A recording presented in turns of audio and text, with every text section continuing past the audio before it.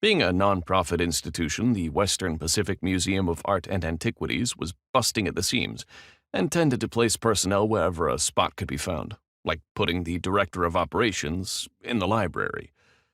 It could have been worse. The controller was in a former janitor's closet, and an administrative assistant had a section of the copy room. At least Cydney didn't have to live with the smell of old pine cleaner. But the caveat with setting up shop in the library was that docents, scholars, and any number of other people constantly wandered in and out.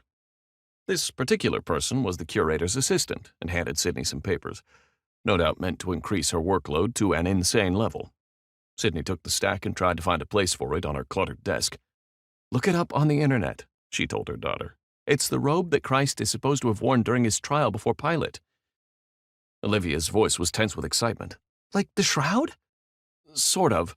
Only this one was in a private collection for hundreds of years before finally being donated to the Bristol Museum of Antiquities back in the 1950s. We managed to get it on loan, swapping it for some items from our Egyptian collection." She pitched forward in her chair, anxious to get off the phone and get on with her work.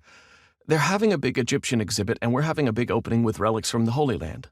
I'll tell you more about it when I get home." But Olivia wouldn't be brushed off so easily. "I know about the opening already. I love the name of the exhibit. Resurrection. It sounds so mysterious." Cydney nodded patiently. "Pretty cool, I agree. You should see the artsy-looking set we built for it. Anyway, I'll tell you more when I get home." "But when I get home, Olivia Grace. I've got to get back to work or they'll fire me and we won't have a home. Get it?"